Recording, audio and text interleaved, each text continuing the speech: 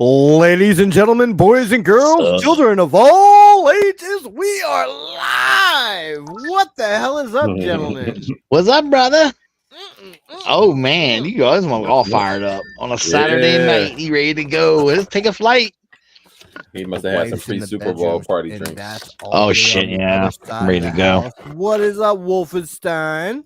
Wolfie. Hey, Wolfie's in the house. Oh, is he all right? Wolf, what's up? Fucking as soon as we fucking pop on, we got Wolf Nation. Nation. I'm gonna try one because she is on the other side of the house. I'm so excited. Woo! So yeah, all right, don't get killed. You know what? I feel good now. I got me a really cool figure this week. I was really happy to get the battle version? I got Faker. Yeah, I got Faker. I like and that Faker. I wanted him, but I didn't want to pay for him. I didn't want to pay the money for him initially. And I waited, and then he went on sale. I got him for $15, dude. I was like, Amazon, thank you, Amazon. Yeah, I'll take it, dude. And he's better than I thought he was, man. I love all the options. Practically the same as the He-Man. Yeah, he is. Just, and he's just got robo eyes, you know. And yep, I have a bunch of those I haven't opened yet, like Manny Faces, Whiplash, Clawful. Yeah, I totally got like the. I Buzz Off too, the new Eternia one. Oh yeah, that looks cool. It looks cool. Buzz Off was always an awesome character. But I like they had the He-Man, you know, the He-Man armor thing on. Normally, I took that shit off, man. This is he should be in this, you know. And then I love that you get the head choices are cool. You know, the all robot, you know, all He-Man head, and then I like this one's like a Terminator look. The half like it's so fucking half and half metal. I know some people were criticizing this, saying that they thought the head was too small, and I don't know. I don't think it's that bad. I think it's all right. I think the head's fine. I just don't like the sculpt of it. Yeah, I mean, I can understand that. I mean, those first He-Man and Faker sculpts, they looked, you know, accurate to the tune, but yeah, it's not what we wanted. I know, but that's what they were doing. I just love that they didn't spit out the old school like action figure and improve. They actually did, you know, they did some different things with this, which I like them. I love it. Anna was like, Anna saw it and she goes, that's the ugliest looking He-Man I've ever seen. I go, that's because it's not He-Man. Yeah, it's not He-Man. Not He-Man, honey. Not He-Man, woman. Yeah, I we'll find out. Yeah, I grabbed my He-Man figure. I'm like, this is He-Man. This is Faker. You see? And she's like, it looks like you got the same guy. I'm like, no. What was that? Ultimate Cobra Commander?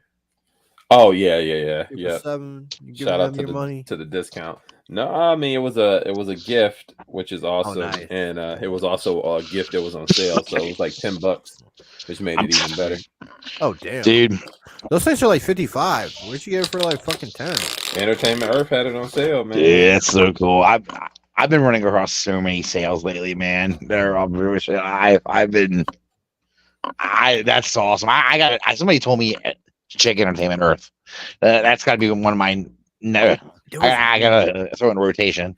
Yeah. I haven't checked them out, but I have been checking out those BBTS daily sales. The daily sales are dope too. Those aren't bad, man. They've got some pretty good discounted stuff. You'll come. There's a lot of junk in there, but you'll come across stuff, pretty cool stuff every now and then. Yeah, you tend to get really good deals on their Mayfix stuff. Yeah, I've noticed some of that, and those Return of Superman figures. Mm-hmm. Yeah, that's where I picked up from BBTS. One of their sales they had a few months ago. They put some of the Cobra Troopers on sale. Yep. And I ended up getting a bunch of them. Just because I was like, "Fuck it, you're gonna sell them for that cheap? I'll buy more." You know? I got something recently from BBTS that was on sale, and I can't remember what the fuck it was. Man, it's fun, man. I'm loving it. So, Eric, you're gonna collect. Are you collecting those, or no? I'm in on a classified. This is just a one-off. Yeah, you know, just in case I couldn't find the Cobra Commander from the classified line, I'll at least have this. And honestly something that's going to work. So Yeah. because I got a feeling I'll be able to find that other one at some point. So right now, this is going to be a work thing, something on my desk, just to sit there. Well, I'm from what I understand, I don't know if it's definitely being confirmed or not, but they're going to. I'm assuming they're going to do Cobra Commander and his new and the new armor that he had.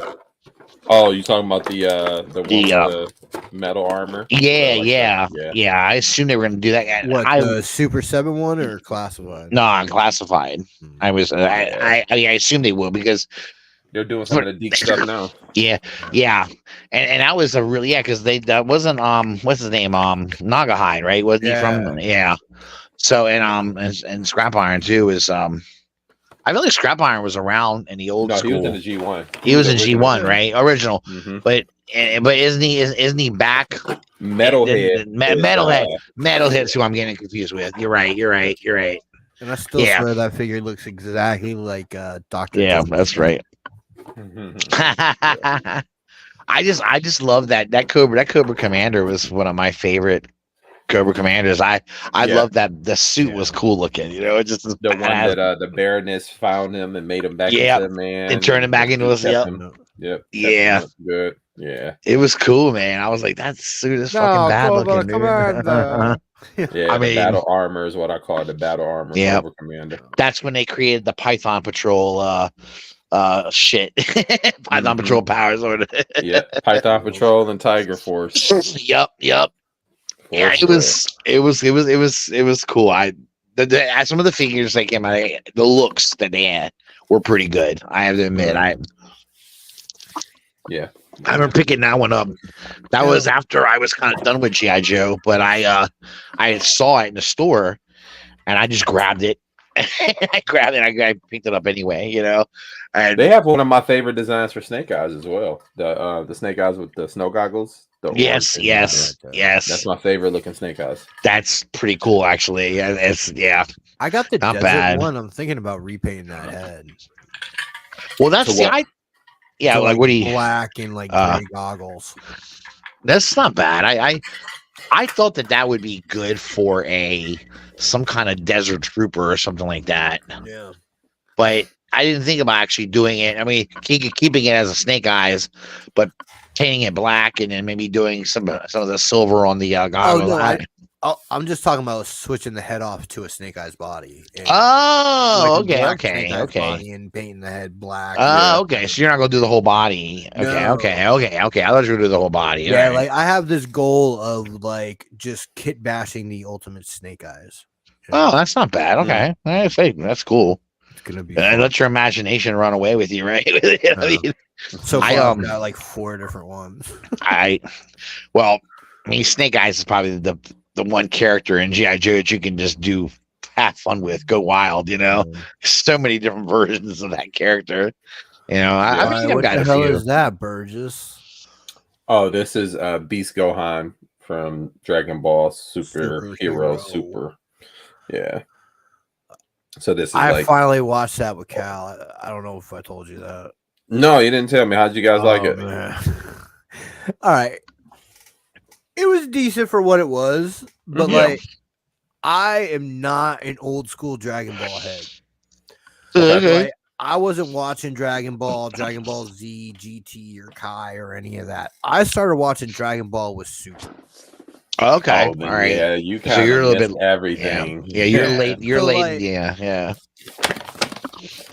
So this version of Gohan doesn't mean anything. Right. It's fantastic. No, I just watched Superhero with Cal, so I saw. I got both versions. So this is both from the Superhero. This is the Ultimate Gohan, and this is Beast Gohan. Nice. Both are amazing.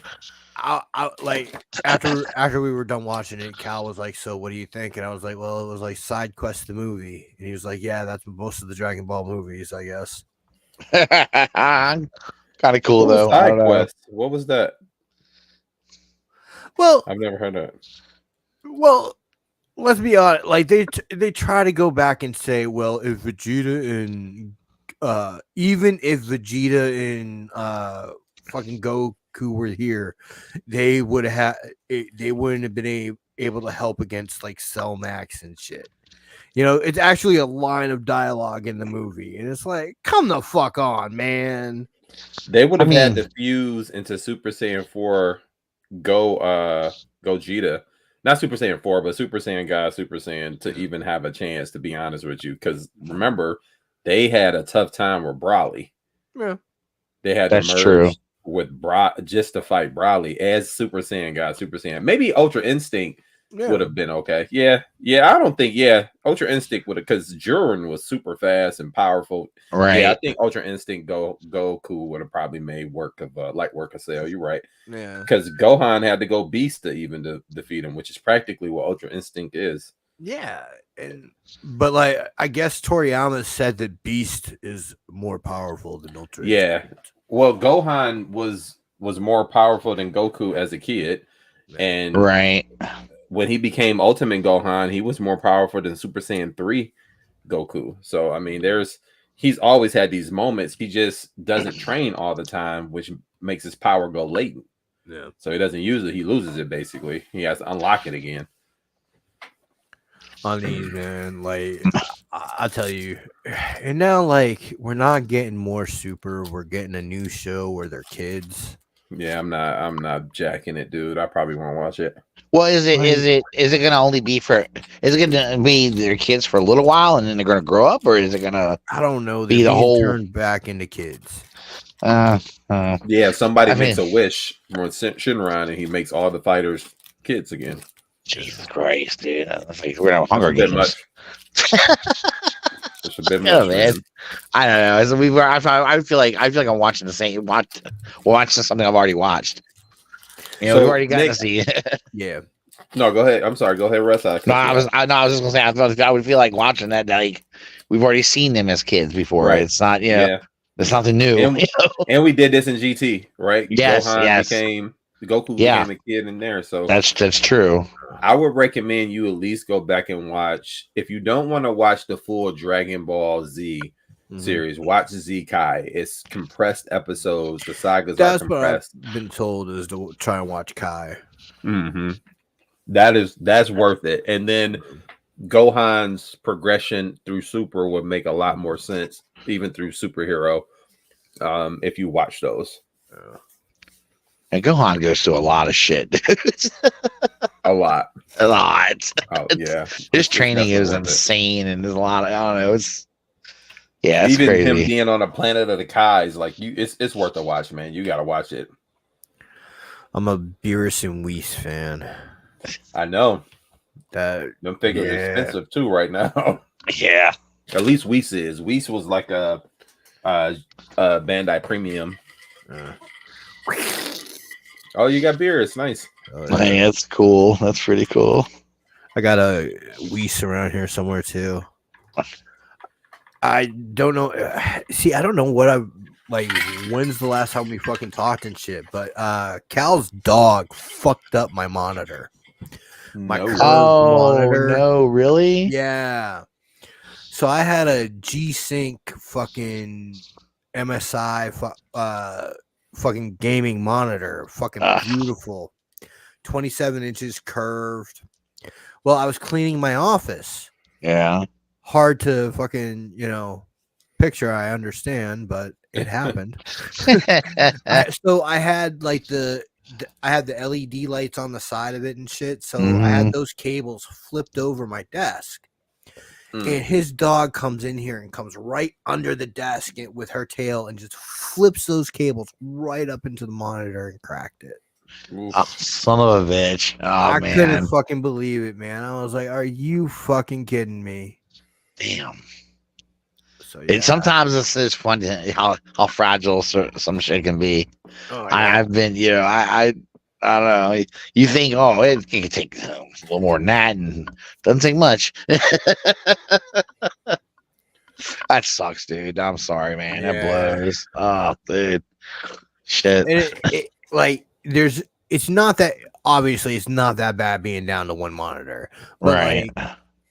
There are little things that you miss having two monitors. No doubt. Checking certain things. That's a fact. Yeah.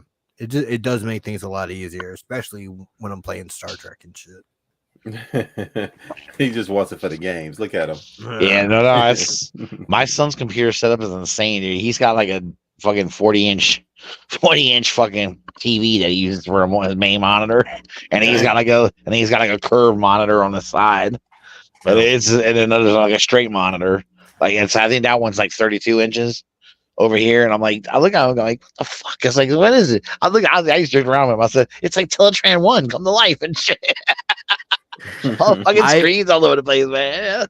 When I get my dream office set up, I'm gonna have a shit ton of monitors. Yeah, it is gonna be just like you said, like fucking Teletran 1. Yeah, he built that computer, and he said, you know, he kept telling me I need more monitors. I'm like, how many fucking monitors do you need? Jesus Christ! There's only 2 things left in this computer that I can fucking like upgrade to make it better at this moment, and it's not worth it yet. Mm-hmm. And that's the video card and the processor. Yeah, that's expensive too, man. You're not talking cheap.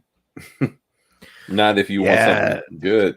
Oh man, I had to buy a fucking video card during that fucking run on them, like where they were thousands of dollars. Mm-hmm. I ended up paying $1,000 for a video card.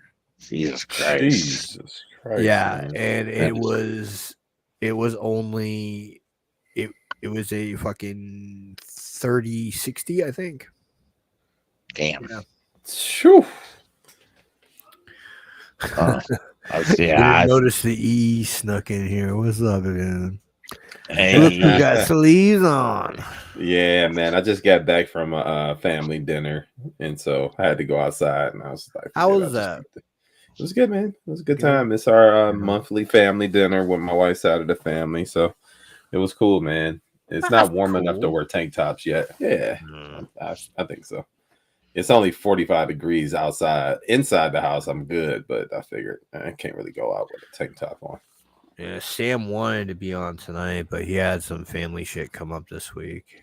Oh man, hope everything's good. Oh yeah, I hope the babies are okay. Yeah. All right. So they're home now. So seems like they're good now. Yeah. But talking this hospital shit, man. We I guess you came across an article this week about sickle cell and some treatment that was coming through. Yeah, so as many people may have heard, last year we had some breakthroughs in the world of sickle cell. The possible cure, it's called gene therapy. It's basically where they take your stem cells and they trick them into working properly. And then so they put them back in your body through your bone marrow and basically trick those cells. They destroy your old bone marrow, what's left. They take some, they trick it into producing proper cells, and then they put it back in your body to help the rest of your body basically conform to it. And there's like almost a 0 rejection rate, which is good. So that's bone incredible. Marrow man. So bone marrow transplant in itself was a possible treatment. You can't call it a cure yet, but they call it a treatment.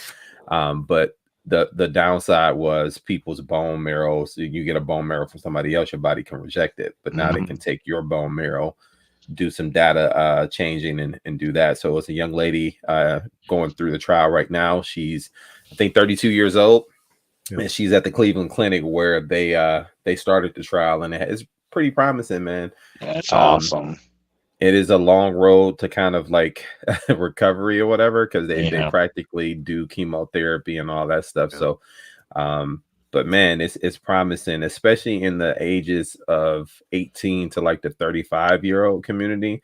There's not much treatment for them, so they deal with it a lot. As far as pain crisis, like kids, they have it in some areas where you can get like help and support and this, that, and other, but it's our teenagers and our young adults that we worry more about, because there's not many treatment options for them. They're going to fall through the safety net. Exactly.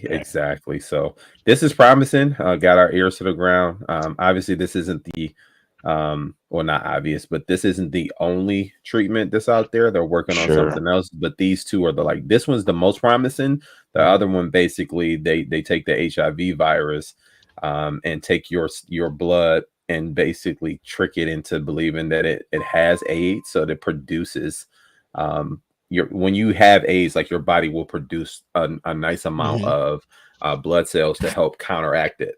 Right.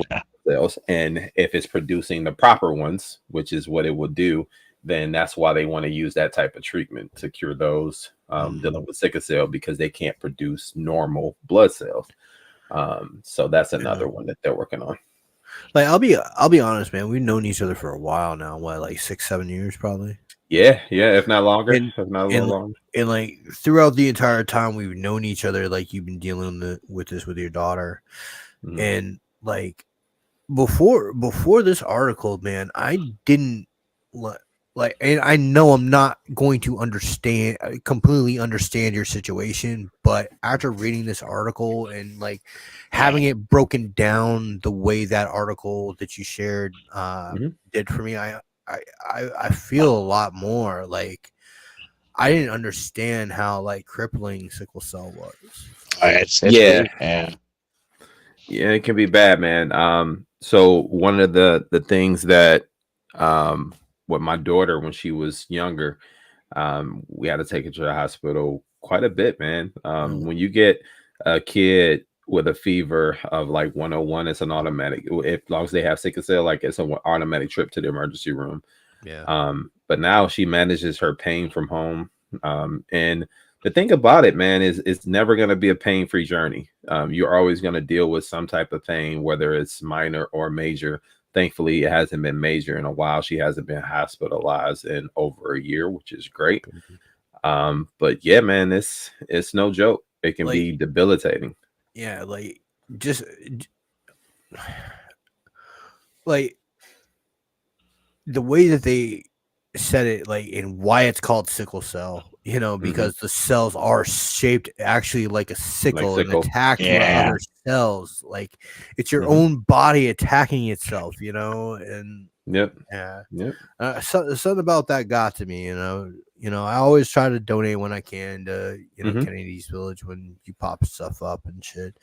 And like this, like, the other thing about this is that, yes, predominantly it is an African American malady, but like it affects even more people than that. Like, yeah, absolutely. Like, people of like Middle Eastern descent, people that, darker Europeans and stuff, any melanin, and basically you can get this. Yeah, so the Mediterranean area outside of Africa is, in the United States, is like one of the largest places. So Middle East, Mediterranean area, you name it, like those areas, and even parts of Asia, Southern Asia as well. So yeah, it gets like that, man.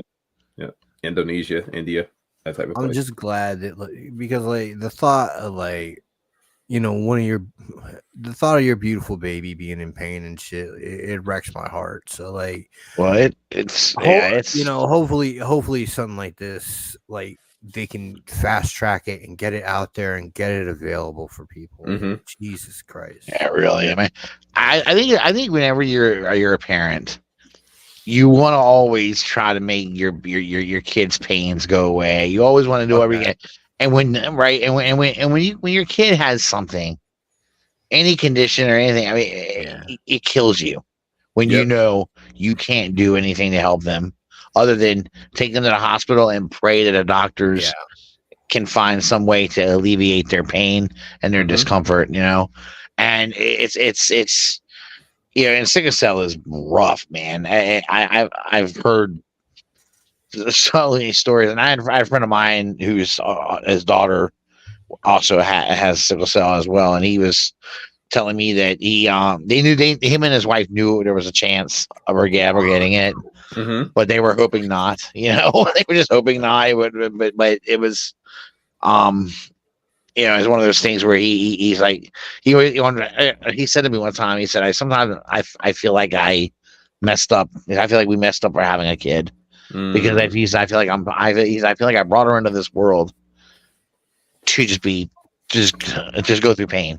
Yeah, that's the thing, And man. I said, I know, man, that's horrible, dude. And no parent should feel that way, never. But you can see why. It's tough. Yeah, and the other blessing about sickle cell is that so many years ago, like maybe 20 years ago, the morbidity rate was very high. Right. You know what I mean? Like now they have newer medicines to help mitigate the pain, help the organ damage stay safe, because that's a big thing too. When you're having these pain crises, your body attacking itself, your organs start to shut down because not getting a proper flow of blood through it. So it's just like oil in a car, man. If you don't have oil in your car and it's not flowing through properly, you will lock up the motor. Then, pieces of the engine start to shut down and then the motor locks up. Same thing with sickle cell, man. So that is like the biggest fear for people as they get older, because that typically what happens, and people wasn't living over like the age of 50 at some point. Yeah. So, jeez, man. Thankfully, we have advances in medicine. So people can live a healthy life, but it was a death sentence. Yeah, it's always good when you hear any kind of like, that'll improve it, but now we got to push on to the next thing, improve and then get better and get rid of it, It's like, Yep, and the goal is to make more people aware, man, because it's still underfunded. But the more people who know about it, grassroots wise, we can help each other. Just help the cause, man. So. That's my goal. It's not about what people aren't doing anymore for me. It's what can I get people to do. So right. That's awesome, man. Yeah. It's good news. So where can people find Kennedy's Village on social media? Yeah, that's a great question, Nick. So we have our socials everywhere. It's at Kennedy's Village on all your social media platforms. So that is Facebook, Twitter, or X at this point, and then also Instagram. And then we also have our website, which is kennedysvillage.org. You can contact us for more information there. You can see what we've been up to. You can donate right from there. So we have a couple things we got to put up on the website, updated a couple of events that we were at, but that's where you can find us, man. Now, you're doing Indiana, right? I was hoping to, but I'll be in... and this is not a flex, but I'll be in Barbados, man. Ooh, so nice. Hell yeah, brother. Yeah, they moved the date up. It's been in August the past 2 years. So if it was still in August, we would have been good, but I won't be able to make Indy. Yeah, that was kind of the same thing here, is that like it's pretty short notice. Mm-hmm. And to be honest, like it's a $600 round trip flight for me. Yeah, it's not cheap, and to drive is even worse. It's not like it's on the East Coast. It's not. I mean, and then like looking at a hotel, that's probably another $4. Yeah. Well, maybe you should just fly to Russ and y'all just drive cross country. Let me tell you, I've done that already, brother. Yeah, yes, sir. Yeah, that Chicago drive had to be a long one, man. That was nuts. It was a crazy shit. It was flying to RFK, pick Russ and Anna up. What the hell are we gonna rent? We'll go ahead and rent a Lincoln. Rent a Lincoln. Yeah, fucking ball. I do know Anna. I do know all I know is like Anna told me, she said, if we ever go on a long car trip like that again, she goes, we are getting a car that we can. She said, can't do a van full of people in it again. I'm sorry. My old ass is at the point where I need some nice seats. Like, you put me in a Chevy Volt and we got some problems. Well, not just that, but man, that long of a trip, depending on what you ate, can make it a stinky trip.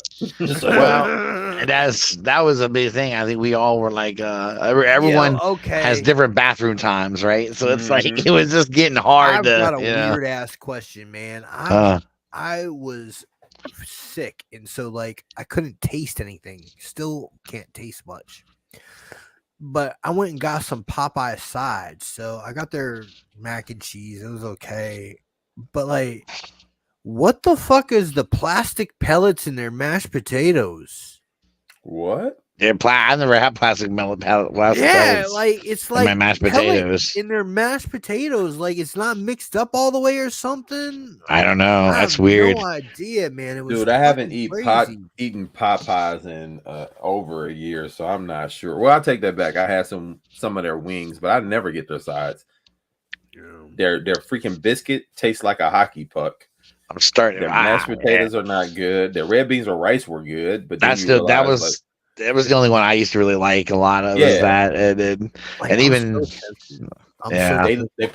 they don't put enough rice in the red beans. I agree. Yeah. There's a Bojangles an hour from here, and I'm so tempted just to go to Bojangles with the family for an hour and drive home. Make a day out of it, man. Yeah. Like depending on how far it is, it might be like a boardwalk or something around there. Y'all can just have lunch outside or whatever. But Bojangles is good though. They slapping. Yeah, it's not bad. I had it on a road trip back home. It was pretty darn good. I love me some Bojangles. I had a chicken. Watch out for that cat behind you. she's man. She sleeps the whole damn time, and I can't. That's my lazy cat. She's like, fuck off. I'm sleeping. Leave me alone. Over cleaning up right now. Yeah. Get ready for bed. Yeah. Sweet thing. 2 weeks ago, me and Russ had the privilege of talking about the WWE scandals going on right now. Oh, and have they gotten much worse? So, like, Burgess, what have you fucking read or seen? All of it, or yeah, actually I'm pretty well caught up. I had to think there was something new that had just dropped today about the young lady who, not today but this week, about the young lady who was over in the Middle East doing one of their shows that got raped on base. Yeah. Ashley Massaro. When she's passed away. Yeah. But she had a statement and Vice printed it. They did not print it while she was alive. Mm-hmm. The statement reads as follows. It has been reproduced verbatim as it was provided to Vice News, with the exception of one redaction. So this is from Ashley Massaro. During my time with the WWE, I had observed Vince McMahon making out with other divas in the locker room, but he never paid attention to me, and I assumed I was not his type. This changed after my Playboy cover was released. I was fortunate enough to be allowed to fly on the company jet and stay at the same hotels as the executives for a period of time so that I could get home faster to spend more time with my daughter. On one of these occasions, Vince was attempting to get me alone with him in his hotel room late at night, and I felt extraordinarily uncomfortable. He began calling the hotel room phone and my cell phone nonstop. God. I called Kevin Dunn to explain the situation, and he said I should tell Vince I was not feeling well and would see him on TV the next day. So I did. Immediately after that night, Vince started writing my promos for me. Vince does not write promos for female wrestlers. That is the job of the creative department, and he certainly wouldn't have, under any normal circumstances, written a promo for me. But he did, and the promos were written with the clear intention of ruining my career. I brought the first script Vince wrote for me to the WWE employee in charge of creative at the time, Michael Hayes. And he said, "You're not saying this. Who the fuck wrote this?" And I told him Vince did. He said, "Well, kid, these are the breaks." Meaning that Vince wanted to end my career and destroy my reputation on my way out. He is known for this type of behavior and also did this to Redacted upon her departure from WWE. In addition, after that night, each time I walked by him, he would make vulgar sexual comments that were clearly designed to make me uncomfortable. Yeah. Crazy. Yeah, I mean, and I'm wondering who she was talking about. They redacted the name and everything. Yeah, but I'm wondering who it was. I really am, because it's just like we were talking about this before you came, before you got in the lobby, Burgess. Like, it seems like Vince McMahon's entire life is about just humiliation. Yeah, it has been.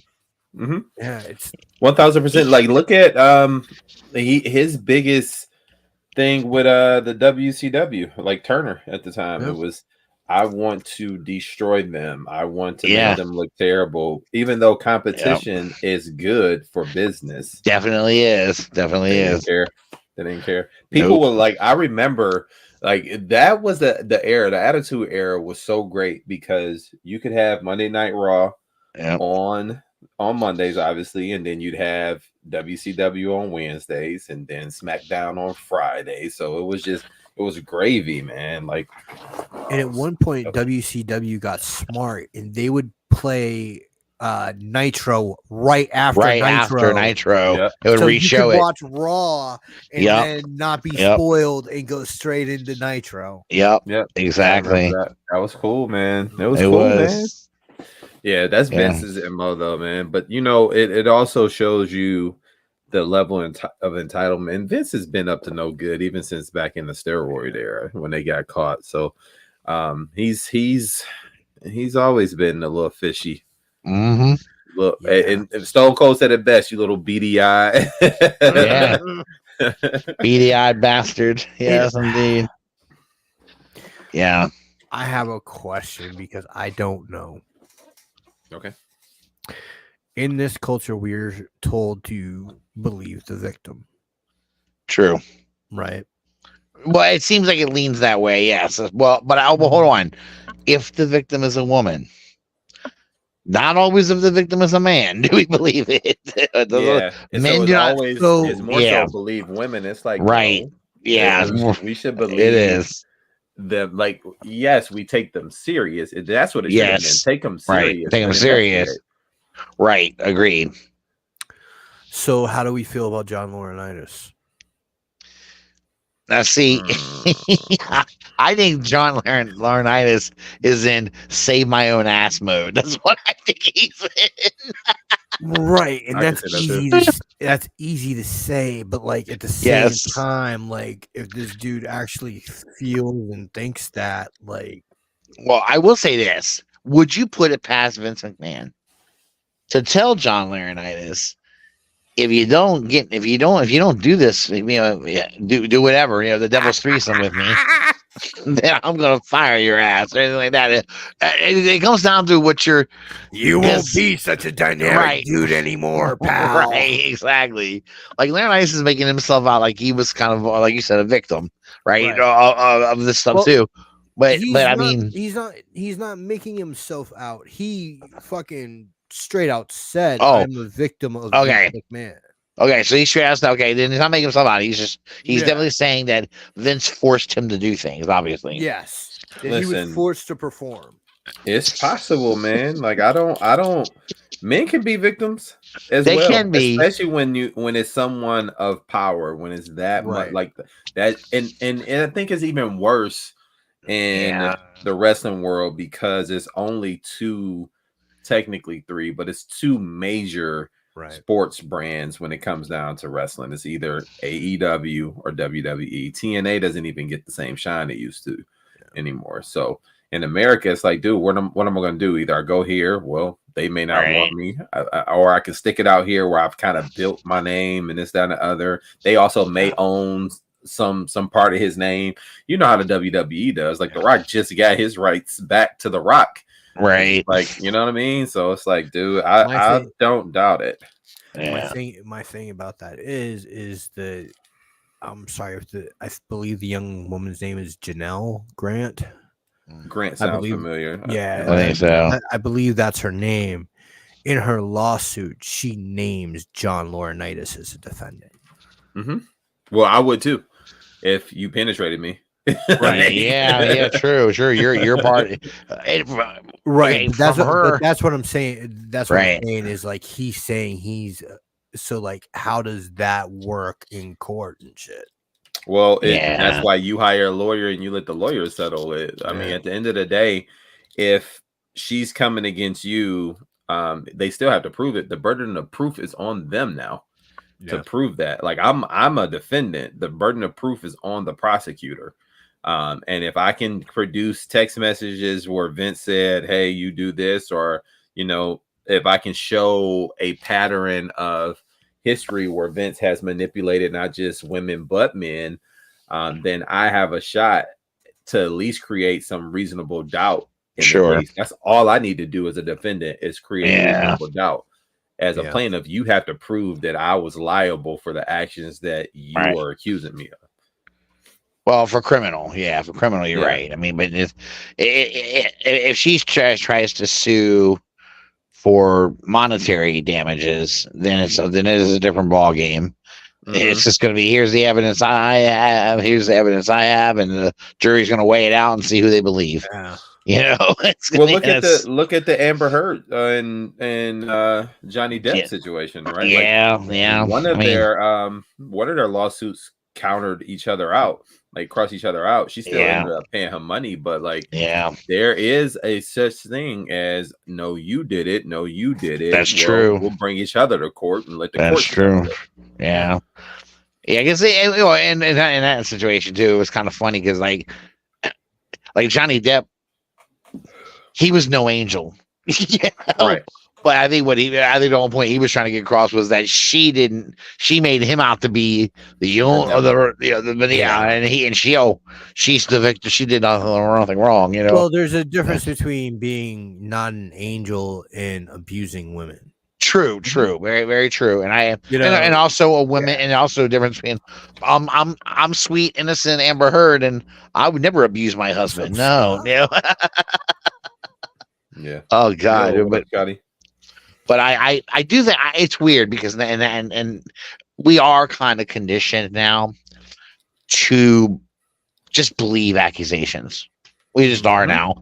And I remember years ago that the Duke lacrosse team always comes to mind when I think about that. Those boys' lives got destroyed based off of an accusation that a woman made because she got pissed that she didn't get paid the amount of money she was supposed to get paid for whatever service, and that's what all of them came down to. But she made shit up, There's a difference here. Vince McMahon has a history of no, true. I'm not. No, you're right. And then also there was an overzealous prosecutor involved in this too, who wanted to take those boys down. And so, but you're right. In this case, Vince does not have his own history. Doesn't help him. But Russ, we were even talking again, like Vince and Moolah. Yes. I don't know if you know that history, Eric. Yep. Like Moolah used to pimp those girls out. Mm-hmm. Yeah. And the rumor was she was in business with Vince. Yeah. I mean, this is why if she had talent, any female talent, and that she was always ready for a bigger audience, she'd send them to Vince. Vince could get away with paying them, paying money because he was mainly paying Moolah, and they got a little bit of money out of it, And she passed, right? Yeah, Mae Young's gone. Yeah, Mae Young. Yeah, crazy. Fabulous Moolah. Yeah, they're all. I mean, that was wild. A crazy dark side of the ring, bro. I love that. It's back now, right? It's coming back. Yeah, season 5. Yeah, that episode on Moolah was one of the craziest things I've ever watched. I was like, wow. Season 4 yet. I haven't seen season 4. I saw 1, 2. Actually, I might be just 1 and 2, so I need to watch 3 and 4. It's pretty. Oh, man. Some of those are wow. 3 is the Benoit start off, right? Yeah, I think it is. I saw that. I think it was. Yeah, the Benoit 2-parter, and that's like, whoa. That was a rough watch, man. That was a rough one. I think this one they started with Owen, right? Or was Owen the end of the last season, and then they started with Eddie for season 4? Then that's where I'm at. So I did watch all of 3. Okay. Because I watched the Owen Hart one. It was heartbreaking still. No pun intended, but it was heartbreaking. No, definitely. Definitely. I remember watching that pay-per-view. and not knowing like what just happened here. And then other than he died. We and were that wasn't even right away. Yeah, man, we were so like I always would get the pay-per-views. Not one particular pay-per-view we didn't get because we weren't going to be home that night, so we didn't even get it. And I remember how pissed off RJ was because RJ, we always got wrestling pay-per-views, and RJ loved watching them. And RJ's like, "I want to get the pay-per-view," and I was like, and it's like, "We're not going to be home. You can't watch it. We're not home." yeah. And then when we heard what happened, all Anna did was shake her head. She goes, "I'm glad we didn't get that." Yeah. And I said, "Yeah." I said, "You're probably right." And because Anna at the time, Anna didn't know how much they showed. She was scared that they kept they showed the guy fall to his death, Yeah. And I told her later on that I'd heard that they panned away. And they kind of were trying to keep, keep That's stuff off things, that's one of those things that people say that they saw Owen fall. It was not on camera. No. Yeah. All. Right. So those things are also on tape delay as well. Yeah. I mean, that was true. So they knew at that point it's time we got to cut this. Right. They had the ability to stop it at a certain time and go on. Yeah, I feel, man, but nonetheless, it was a shocking. When I found out what happened, I was like, "Oh my fucking god, are you kidding me?" I was stunned because, I mean, Shawn Michaels had done that almost the same shit. Come flying down from the zip line. Yeah, on the zip line and shit. I mean, it was Sting did it a billion times. Yeah. You think about how many other wrestlers did it, and and then you find out, I think they sued the company that did the rig for him and everything, and they had to pay out of business. Yeah, they had to pay out money for that, and then it was insane though. And I believe his family sued his wife and also had a lawsuit against the WWE, and they settled, I believe, out of court. Yeah, so all I know is his wife typically doesn't have very nice things to say about the WWE to this day. So. Yeah. All right. I got a question for you. What was more shocking, Owen or Rey Mysterio killing that dude on Lucha Underground? So I didn't even know that was a thing. Well, Ray broke a dude's neck on Lucha Underground with a 619. Yeah, but okay, hold on a minute. Both were tragic accidents, right? Right.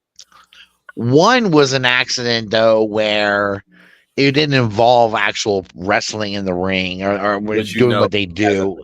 Right. Anyway. Right.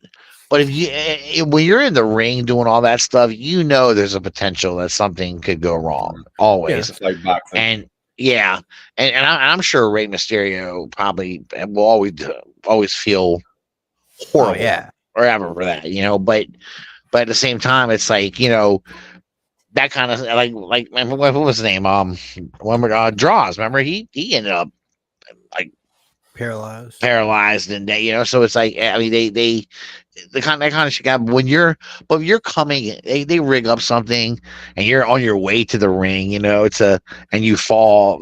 So like you're kind of seeing this like job hazard with Ray. Right. I feel like Ray it was more of a job hazard, and not to take away from it. It's a horrible accident, but that's more of a that unfortunately that shit can happen.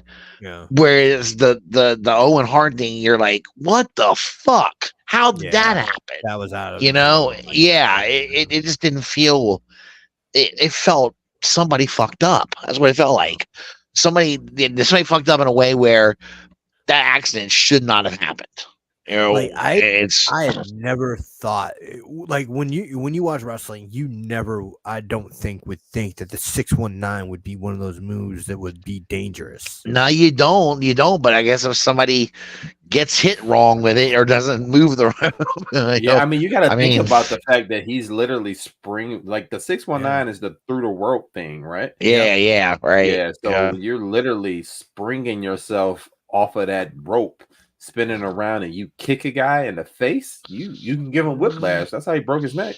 Yeah, I probably was. I mean, it's yeah, and even if you turn your head to the side, you can still smack it and cause it to snap. You know, I mean, necks. People have broken their necks on the Styles Clash. Sure, absolutely. There was a wrestler that got a broken neck from Samoa Joe doing the Muscle Buster. Yeah, that one. Yeah. You know, Bret Hart will like put Samoa Joe in the same class as like Goldberg. Like, yeah, he hates Goldberg and he hates Samoa Joe because it was Tyson Kidd that Samoa Joe had an accident with. That's the one. Okay, wait, Tyson Kidd isn't that he's related to the Harts? Yeah, he's right? That's on Natty's. Yeah, he's Natty's husband. Yep, he was somebody's like cousin or something in the Harts, and then married Natty. Yeah, Natty is Jim Neidhart's Neidhart's daughter. Yeah. Right. Right. She's the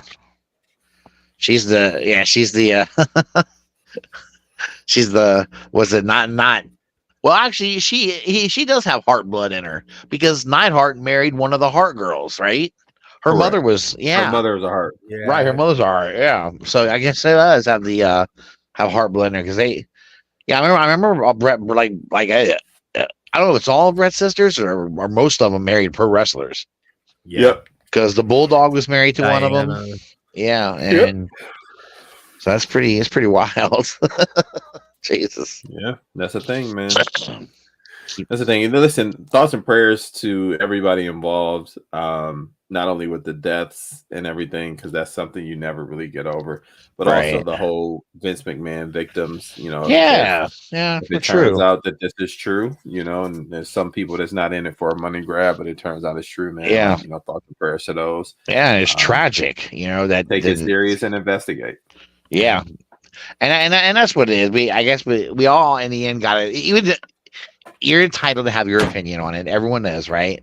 Yeah. But it's like we none of us will really know what's true and what's not true until they go into court and can show evidence, you know, and dispute evidence, and you know. But it just man.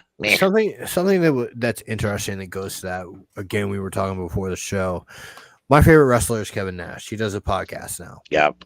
And he got shit this week because he was talking about the Vince situation and said some things that people took as not so kind or victim blaming. Okay, what did he say? Oh geez, I was trying to find it earlier.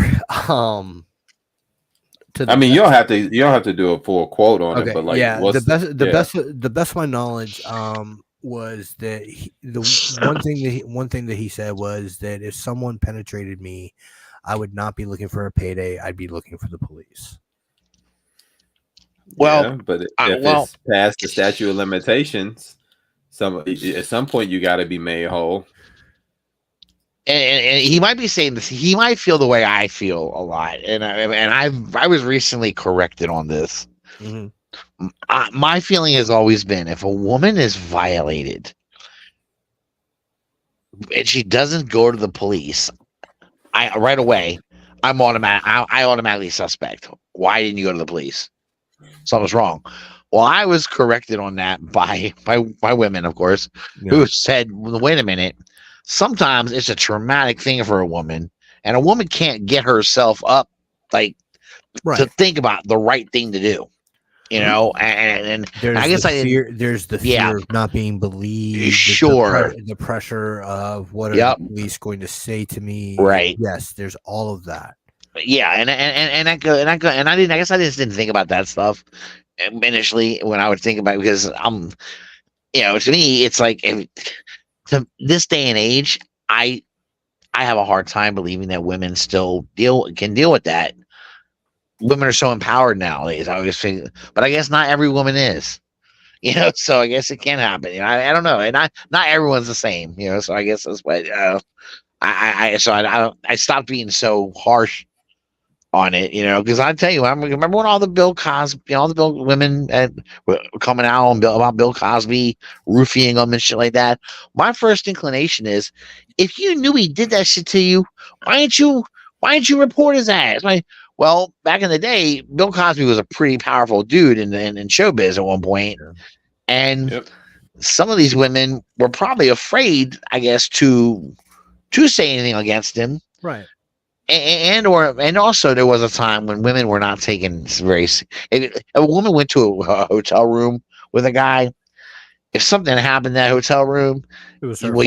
It was her fault, or you went with the guy to a hotel room. What did you think was going to happen? That kind of mentality. And again, that was was people's perception. I'm not that right. No, exactly. Yeah. So, but I mean, let me just share something with you guys really quick. And I haven't told many people this. There are some people who know. Like actually, I talked to Gort, and it somehow came up. But I was molested for 6 years by a family member, and I didn't tell my mom until I was 18. You don't know what to do in those situations, especially when you're a man, a young man. You know what I mean? It's you question a lot of stuff about your own personal self, and this, that, and other. Man, it's not easy. So I imagine as a woman, you start to question things like, well, what did I do? And did I put myself in a situation, and this, that, and other? And it makes it hard. You already are working from a negative, and that's true. So true. It's not easy. It's not easy. No. So that's why I say take them serious. I didn't say believe everybody. You know what I mean? Because some people are out for a payday, but take them serious and investigate. No, you're right. That's true, and you're right about that. And that's what I was kind of educated on with what you basically said is different feelings for different people are gonna handle things differently, right? Or they're gonna feel differently. Some people are gonna feel empowered and they will go right to the police. Some people are gonna go, "What the hell? What just happened?" And are not gonna have the clear mindset to think about that. Going to the police and reporting it, and some people have a lot of questions about themselves that they allow that they'll say, "How could I have allowed this to happen to me?" Not understanding that it wasn't a matter of you allowing it. Somebody did this to you, and it's. But some people, so I get it. I get that. I get it now, and it's made me change my way of thinking. It really did. It completely has changed me, and I got busted the other day. I was like, "Well, when did you become so pro-feminist?" And I went, "Whoa, take it easy there, Tiger. Just because I say that we got to take it easy on women that don't go to the police right away. Hold on, wait a minute. I'm trying to. I just think there's a reasonable. I'm glad you're growing, Russ. I'm trying. I'm so trying. Even though I still get called a misogynistic pig by my daughter, whatever. Hey man, out of the mouth of babes, you better watch it. Yeah, pretty much. She still looks at me as like kind of sexist fucking monster. Yeah, I know. I know. So that's the biggest thing I know that he said. That people were upset at, and said was victim blaming. He also said, and I thought it was a hilarious line. The attorney for the woman is like short and squat and blonde, and he said she looked like she got her degree off of University of Phoenix. Oh wow! And people are fucking going at him like, oh. I like Kevin Nash. He's from the Detroit area. He was always a fun guy to watch. But I tell him, man, he needs to fucking relax. And I'm gonna say this only because, and I'm saying it out of love because I'm a fan of his. But he needs to chill out because it does seem like a dickhead move to be saying stuff like that. Like, come on, man. Like, you're better than that. You got a wife. You got kids. Like, imagine if that was happening. That's true. Now, granted, I can understand the looking for the payday part, like why that, but at the same time, the statute of limitations is only so long, and at some point, you want people to pay for what they did, and if you can't do it by the law, then you got to do it civil. Yeah, you got to hit them in the pockets, man. They got to pay somehow. True, that's true. The one thing I do want to say is like this was a father figure to him, That's like Nash lost his father at a very young age, and a lot of these wrestlers, especially the ones that came up after Hogan and shit, were close to Vince. They were. That's all well and good, but you got kids, bro. Like, think about if that happened to your kids.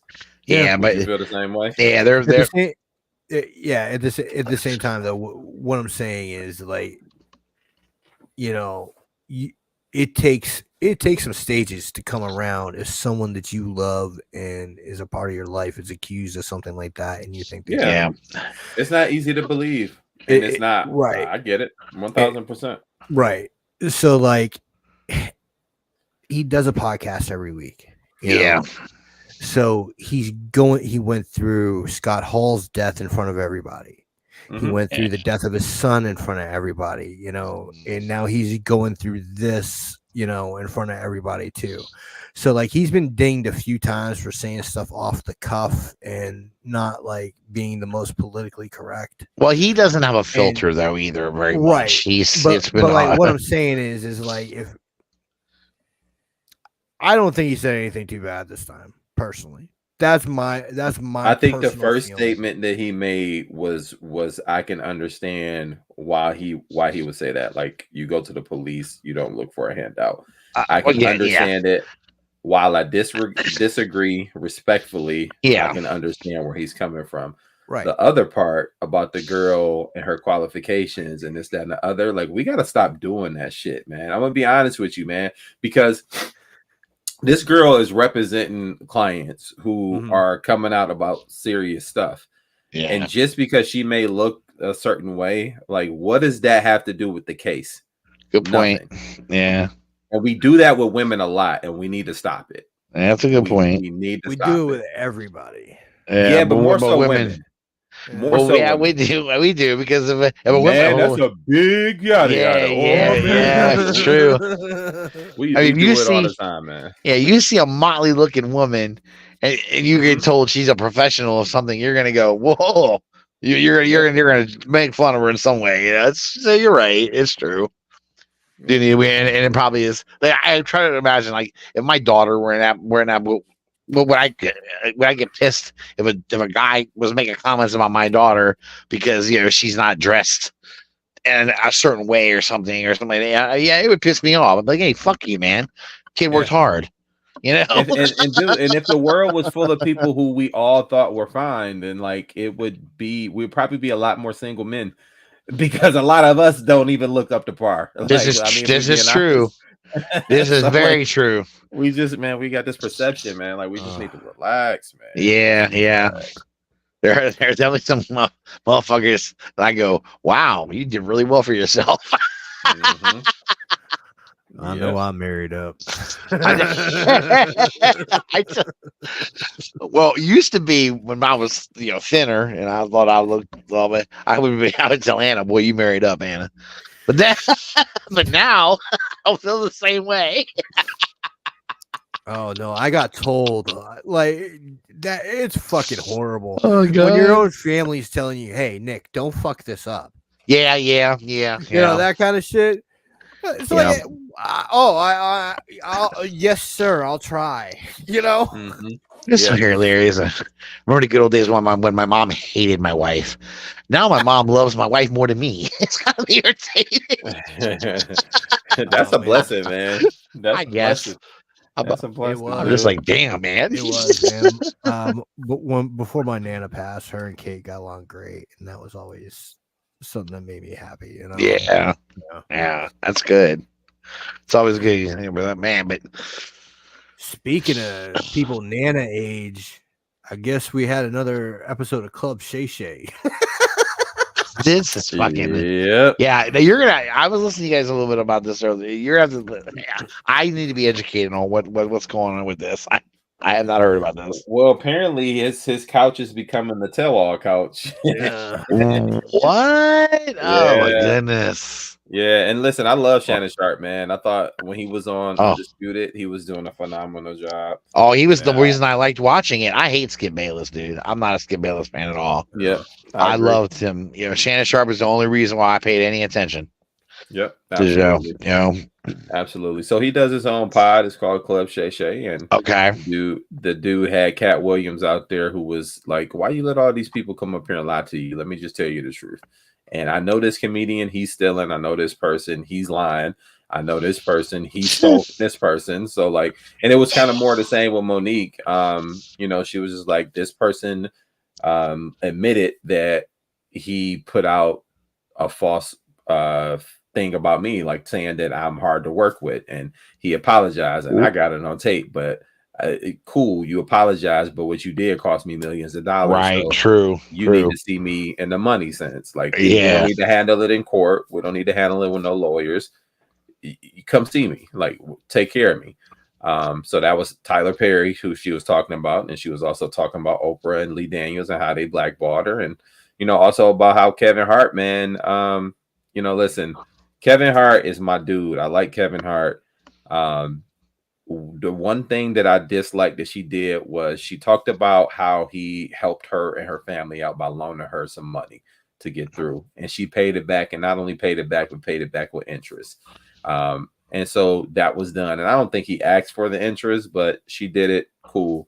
He then told her, I guess in a conversation they were having during that time, that, you know, whatever you need, let me know. I'll executive produce it, blah, blah, blah, blah, blah. I got you. And she told her company, hey, Kevin said he'll do that, reach out to his people. But then his manager was like, he don't want nothing to do with you. So my only issue is, and while I get you, that was terrible. You do what you say you're going to do, especially if I trusted you enough with other information, cool. But at the same token, I would have never gone on public record and been like, this dude ain't ish, and he ain't that, and this, that, and the other. Like, he just bailed your family out. On a years ago, or however long it was ago. So, like, at least maybe it was a misunderstanding. Maybe it was, you know, maybe you need to see him, and when you see him, y'all can talk about it. But like, throw him under the bus to me was just, that was also a little fishy. But to me, that was it. It sounds trash, but like, I've had a problem with Monique since at least the whole Netflix thing. Where she said that she deserved as much money as Dave Chappelle and Chris Rock. So I'm gonna clarify a little bit. She never said that she deserved as much of them, but what she was saying is, pay me what I'm worth. You pay them what they're worth. Pay me what I'm worth. She's not saying that she should have got paid as much as them, but she did say you pay Amy Schumer all of this money. Right? She ain't got a body of record as good as I do, and so you offer me this. Where are my, like, these are my accomplishments. Now, granted, Amy Schumer sold out Madison Square Garden. Right. I'm about to say, that's a big accomplishment. Don't she better watch that. Watch it now. Amy Schumer is a pretty established. Amy Schumer is horrible too. Yeah, I don't really like her either, but she's she sold out Madison Square. Yeah, she's got the chops, dude. But like, you know, there's that incident, and then there was her getting on DL. And DL, that was sickening. That was sickening. And so, like, she comes off all, you know, sweet and you know, ended in baby and honey and honey babe. And, trying to pull that old Southern. I'm sorry, I don't know if this is a racist term, but it's the only thing that I know to describe it. But the old Southern mammy routine. Does she? Go ahead. I'm sorry. Go ahead. I have a question. She's being somebody auntie, is what it is. Auntie. Yep, that was it. All right. So, are you telling me that Shannon Sharp's like podcast has become the spot where celebrities he has on the show comedian, and they just fucking unload all kinds of shit? Even before Kat came on, he had Cedric came on, and I guess Steve Harvey came on. Oh, Steve Harvey is probably a good one. Steve Harvey, and that's why Kat came on, because he was like, "Why you let all these people lie to you, Shay?" And so, Kat mentioned Monique, like, very briefly in his club, Shay Shay. And so I guess she was just next in line, and so she did the interview with Shannon. Man. It's just, it should be fun. I want to see somebody that like has absolutely no give a fuck, like, go up on there. somebody I don't know, like Ali Sadiq. Yeah, so I think that might come later down the line because he's just starting to get popped because of Cat, but he's just starting to pop. So it's like that might not be a good draw unless it's talking about the Cat Williams stuff. But Country Wayne was a good episode. I like that. The Chris Brown episode was good. Like he's had some people on the show. That's incredible to me. I mean, you don't get a lot of celebrities, even comedians, are pretty careful about what they say. I love the honesty, but at the same time, it's like you're not moment, though. Yeah, like, you're not. Yeah, but you're not gonna. You just don't get a lot of honesty out of celebrities, especially ones that are working, trying to get jobs right now. Like Cat Williams was Cat Williams on Shay Shay was the famous one, but there was another one too. Okay, Cat Williams. Cat Williams. I can't remember who it was. He's been in the business long enough that he might have he don't give a fuck anymore, probably. he went on Willie D's podcast as well. Yeah, he went on Willie D's. The other one I was thinking of was Stephen A. Smith going after Whitlock. Oh yeah, that happened that same week. Yeah, rightfully so. I'm not a fan of Jason Whitlock's a piece of trash. Yeah. Whoa! What did Whitlock do to Stephen A? He always poking fun, like not poking fun, but like poking the bear. So he basically said in his biography that dude was lying about his basketball career where it started. Then he didn't even write it. Yeah, and then he was like, and did he even write this? Like this, he didn't even write this. And it's like, dude, first of all, you begged this man to come do something with you. Right. Trying to get popping and stuff, but it's just he's a piece of shit. The Undefeated, that's what Whitlock had at ESPN. Jesus. What a clusterfuck that was. And he was I don't know. Whitlock's never been one of never been someone I take. I know people hate this term. Some in the black community, some not, but he's a coon. Period. That dude hates on his own people more than anything. And it's like, bro, like he hates on LeBron James. Now he's talking about Stephen A. Smith. He's had issues with Jamel Hill. Jamel Hill, yeah. Like he's had Michael Smith, Bomani Jones. Yeah. Like he always got something to say about. He don't want that work. He don't want that work. Like Jamel gets herself in enough hot water. She don't need somebody come after her. What I love about Jamel is whenever she gets like something happens, she goes right on Le Batard's show. And it's fun to watch them two together. I love Dan Le Batard too, man. Yeah, Le Batard's good people. I like her because she'll say shit that was it right for her to say it? Probably not. But was it honest for her to say it? Yes, it was. And I respect honesty. I respect somebody saying how they really feel. I just do. And I can't help it. And and her opinions on things, although, oh God, I can't believe she said that, are not always wrong. People need to understand that. So I know she's gotten herself in hot water in the past, especially, and she still does it sometimes. Not as bad as she used to, but I love their ass. I was like, damn, dude, this is my. I told Anna, I said, I think I fall in love all over again. I grew up reading Jackie McMullen. Okay. Because she was the Boston columnist, and right. Yeah, I loved her. Yep. And Jamel Hill is just like she is everywhere, man. Like it's not just sports with her. No. Yeah. Oh yeah. I heard. I really like her. I heard a political rant she went off on one time. I was like, you go, girl. Scott, I don't know if you're being sarcastic or not, but I'm gonna read it as if it's sarcastic. No, it's not. I can tell you it's not sarcastic. I just don't like to see these successful people tearing each other down. It's hard enough for them to make it in this world. Good point. You're right. It's true. It's success. I mean, sometimes success, but sometimes success. I'm here for all the tea.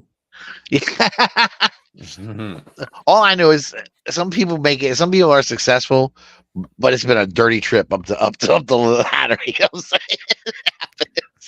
See that I knew that's where he was coming from. Okay, all right. I get. Because there's not a lot of them already in the space. So then when you do the Jason Whitlock, right? And it's crazy because what's my man name? Marcellus Wallace was saying Wiley, not Wiley. Yeah. He was saying the same thing about Whitlock. It's like, yo, I've had a couple of. It's like, all right, dude, like, because he did a show with him. Yeah, he was on Fox Sports 1. Marcellus is awesome, dude. I love Marcellus. That's my dude, man. Yeah. He's cool as shit. He has no filter at times, but like he'll tell you how it is in some of the most eloquent hood ways at times. That's what I like about him. I just like how he has this way of getting other people to say this, like to be truthful. Mm-hmm. Like he'll put something out there and it's like, come on now, you want to be, come on, tell us the truth about this. Come on, bring it out. Yeah, urge you on. Yep, absolutely. Come on, say it. Yep. Say it. Yeah. So I can tell you now, man, Club Shay Shay is probably gonna. He's about to get a lot of interviews now. I think you're right. Probably more celebrities are going to be hitting it. This is like a pop culture moment. Mm-hmm. Well, I think it's hilarious that Shannon Sharpe is predominantly a sports guy, but he's having a lot of these celebrities or not. It's not all sports celebrities. It's like, obviously probably has some of those too, but I mean, it's comedians, singers, right? I mean, it sounds like he's getting everyone from the celebrity world. And I think that's kind of cool. I love him, and I wish for him to have every success he can have. Yep. And I back him all. I'm gonna have to look up his podcast and find it now. And you gotta watch with him and Ocho Cinco. They funny. Yeah. Now that's the more sports related one, but you gotta watch it. Dude, I'm gonna lose Eric as a friend when I tell him what I've been watching. What you watching? Gilbert's Arena. Yo, I like Gilbert. Okay, I love that shit. I did until recently. My favorite on like that whole group of shows besides KG and Paul Pierce, because they are hilarious together. Mm-hmm. If you watch that show, especially when Paul Pierce high, you can tell when he high. You like, dog, you should have came to work today. like KG's talked about it before. He'll look up at the ceiling. And that's when you know Paul Pierce is about to say some shit. Yeah. Why do you think I was gonna unfriend you for Gilbert's Arena? I don't know, because he talks some wild shit, man. Yeah, he talks but he's truthful. Yeah, he is truthful until he doesn't. But he doesn't always correct his guests when they mistake things. Rasheed Wallace, man. Rasheed Wallace don't give a good damn. He got a pod too. He recently had Cheryl Swoops on his show. Okay. Which one, Gilbert? Gil had her on, right? And she, he asked her about you guys have heard of Caitlin Clark, I assume. Okay. Yeah. Probably the biggest college basketball player ever for women, Mm-hmm. Well, they got asked her about what she thinks about her and Angel Reese when they come into the league. And Angel Reese is another really good basketball player, who's she's got the sass that I love about, she's got that she's like that hot chick that plays basketball, which I love. But now she didn't say much about Angel. But she definitely said some things about Caitlin Clark that aggravated me. And what bothered me is just it wasn't even that you have your opinion on it, whatever, but get your facts straight. She's trying to say Caitlin was 25, the girl's 22. Trying to say she's in her 5th year of playing basketball. She's in her 4th year. She's a true senior. Mm-hmm. Now, one thing I do agree with her on, she's about to break the collegiate scoring record. All right. She's going to become the all-time leading women's scorer, right? And she's going to do it in less games than the previous record holder, who's now in the WNBA. But if she decides to come back for a 5th year that she's allowed to have because of the COVID year, she's going to add to that record. And not everyone's going to be able to come back and have that extra COVID year. Yeah. So she's not.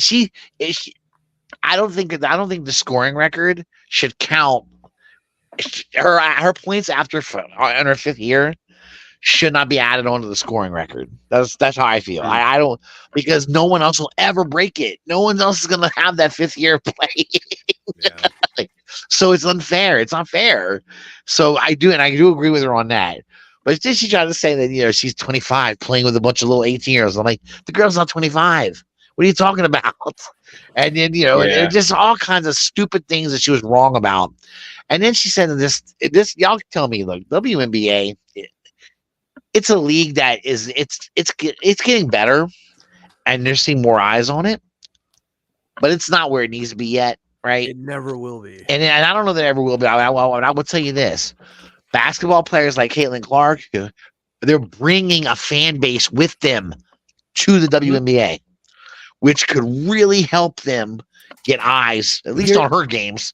Well, here's what I'll tell you.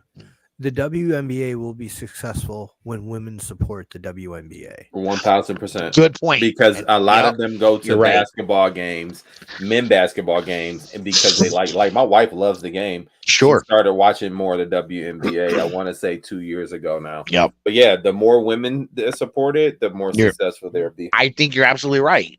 More men support it now than women do. Yes. Mm-hmm. And that's a fact. Yeah, we talked about the whole salary thing too. Yeah, and I know, and I understand. They're a subsidized league. They are no money. They have never made a profit, and they're not close to making a profit. Well, I do think they're a little closer to making a profit than they were. They are now. Last season, I hope so, but last season the revenue they brought in was double what they brought in 2019. Yeah. So they're getting better. Here's what I know: the WNBA has been around since Rebecca Lobo came out of college. Yes. So that was that was the end of the 90s, right? Yep. It's almost 30 years of being a subsidized league that made getting close money. Yeah, absolutely. Yeah, well, it's funny. I think they were on. They had a start that looked promising, and then all of a sudden as they started losing some of these players that were aging out, I don't think they were getting enough of the players that were known well enough to take their places.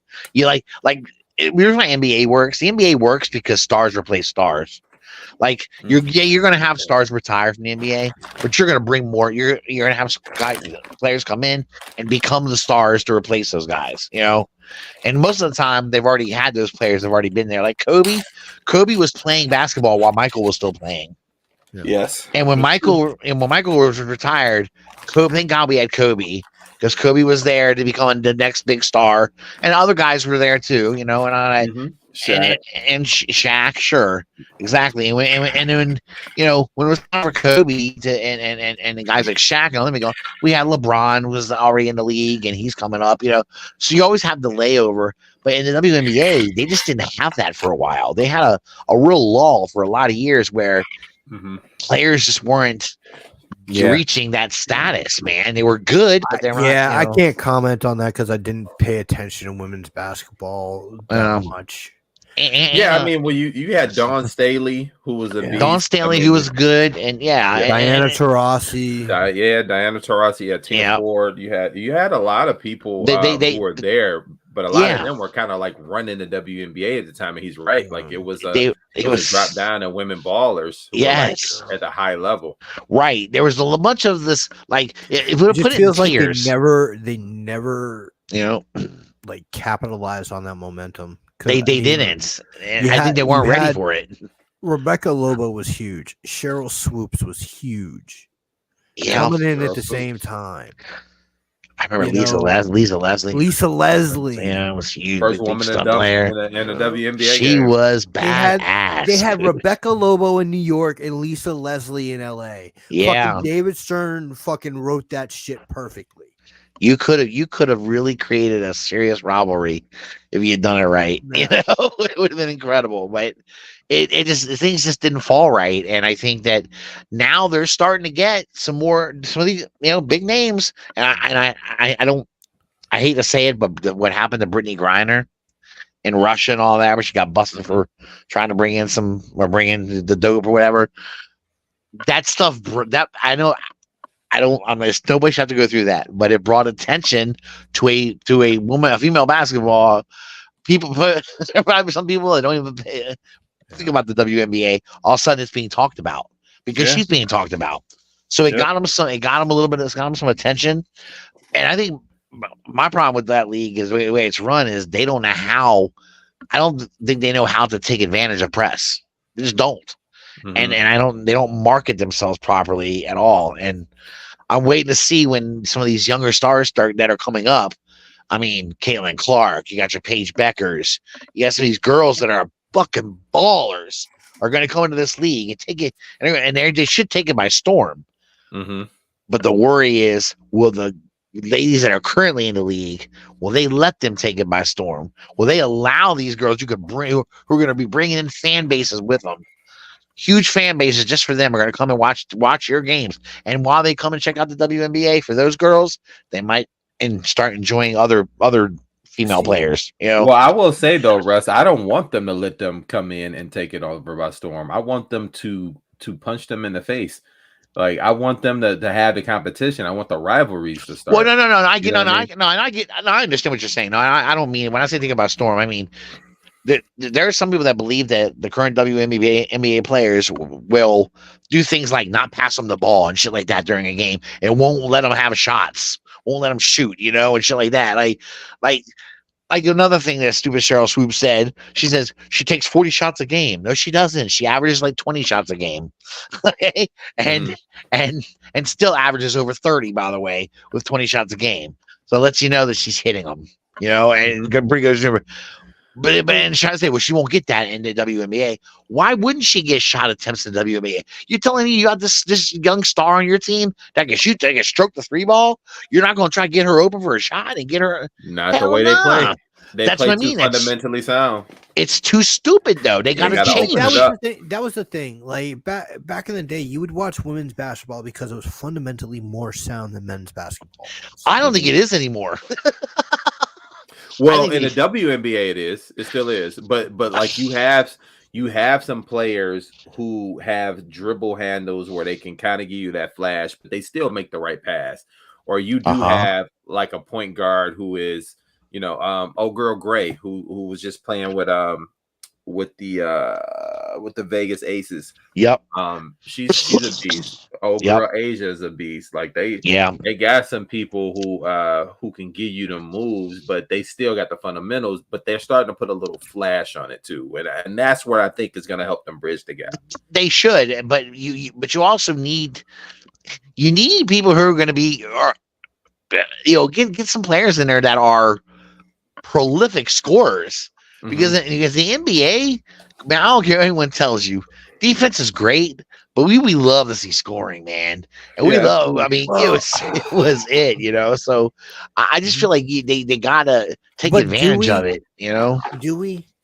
Oh, I think we do. I think most people, I don't know, like most people that I hear want 90s basketball back. Well, see, but yeah, okay.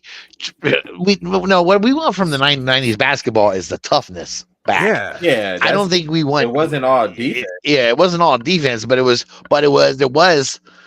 was where players just didn't bitch like babies, and they didn't cry if they got touched or breathed on. Yeah, I mean, you had guys scoring the ball like think about it, dude. You had Barkley, you had Karl Malone. They were scorers. You had and they could play defense, but they were scorers. Right. You had Jordan, you had Grant Hill, you had Allen Houston. These are scorers. If you go into the early 90s, you got Clyde Drexler, you had Terry Porter. Like these guys were scorers. They always had scores. Coming off the Showtime era for the Lakers. Yeah, absolutely. The dynasty of the Bulls. The Pistons bridged the gap. Isaiah was a scorer. They played. Now that team played defense, but that's just who they are. That's their identity. Well, it wasn't the same for everybody else. No, it wasn't. But also, I will say this: you couldn't drive into the paint and think you were going to get untouched. You were going to get touched. Everybody had a goon. Yep. And nowadays, I think what more people want now is we want some of the physicality of basketball back, because I think basketball is too soft. Had a PJ Brown. You know, usually you had somebody you could sacrifice the fat. If they fouled out, you were like, hey, whatever. You know, I think it's what you, but you need them to do certain things for you, right? You know, and I don't know, man. I hope that. I want to see women's basketball succeed, because my wife was a female basketball player. Nice. She was quite good. And you know, she was, and she likes basketball a lot. And she told me one time she's not a big WNBA fan. And I said, well, why? And she said, because she feels like the way they play basketball. She said they're not flashy. She's like, it's a great fundamental ball, but she's like, there's nothing exciting about it. You know, she gets bored watching a WNBA game. Mm-hmm. And I'm like, wow, you know, it's just like, you know, what, you know, why don't we have any players that got some flash to them, and they just don't have it, you know? And we're up to on an hour and a half, so why don't we cover just real quick the trade deadline and a couple comic things, and we'll go ahead and get on out of Sure. Yeah, man. So the Celtics made a small deal.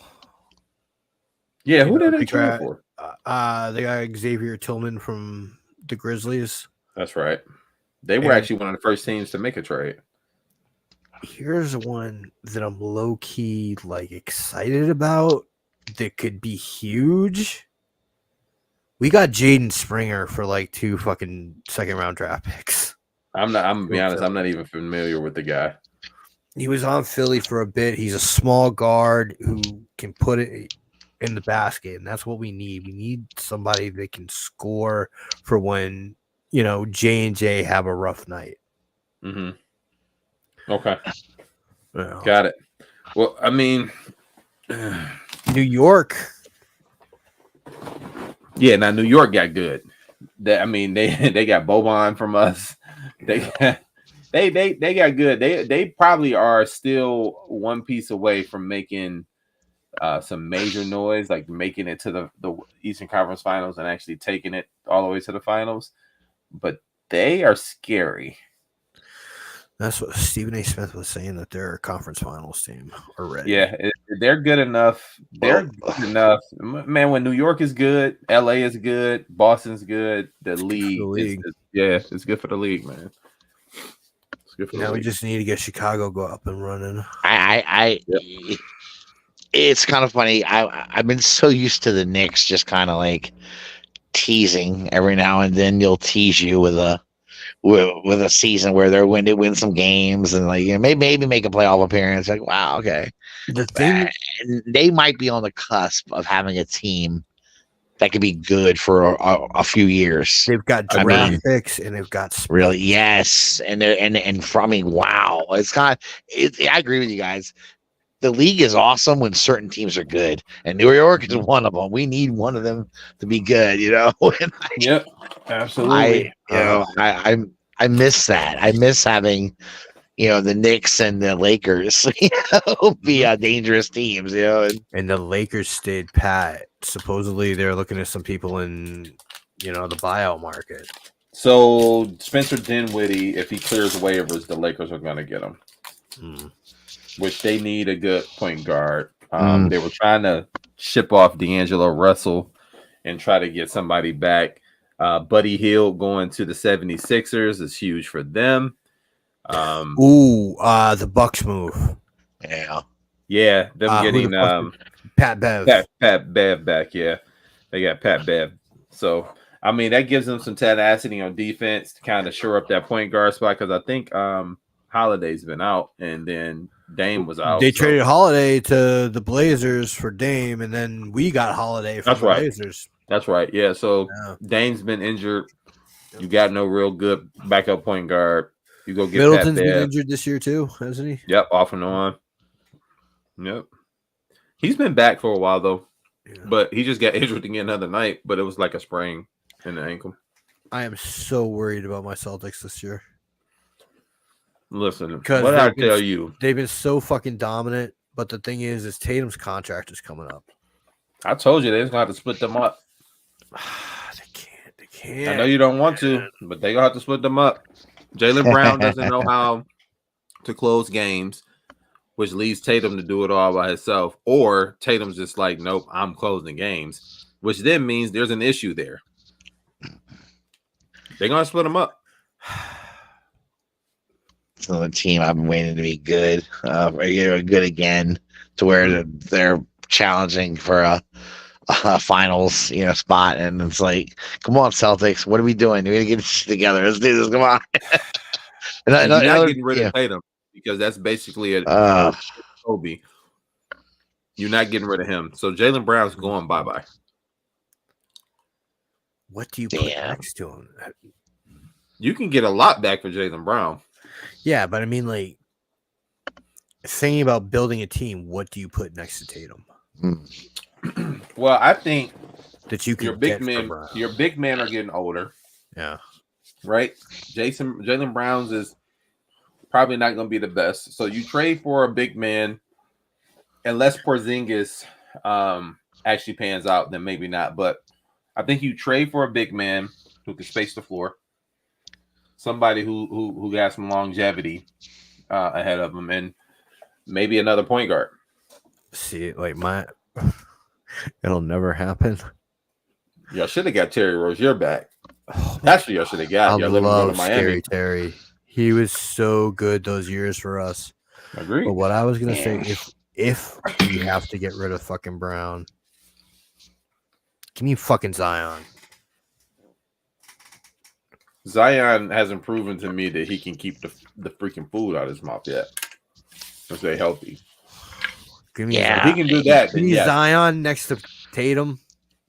Yeah, I can see that if he's healthy. If he can stay healthy, yeah. That's the only problem with Zion is I think it's why he's a little scary to there are certain teams that want to fuck with him because it sucks. I could see a 2-man game there that would just tear the league apart. What you could do, and this is gonna sound crazy, but follow me. You can. I'll tell you really next. Well, wait. Yeah, just wait a minute because I think you're gonna like this. You trade Jaylen Brown to the Memphis Grizzlies for Ja Morant and Steven Adams. I think you guys are an instant Eastern Conference Finals contender every year. Yeah, you just gotta hope that they're willing to give up. Does Memphis do that? Well, they're good with Morant. I mean, Memphis hasn't changed anything, right? Their culture still sucks. If Morant was to tell them, listen, I'm not signing here. I'm leaving for free agency. They might trade. They want to trade him to get something for him. I'll tell you the one young player that really, if we had to get rid of Jaylen Brown and we can't get him, Ant Edwards. Oh, that's not happening. They're not giving him up. In Minnesota, that small market, they need him to sell tickets.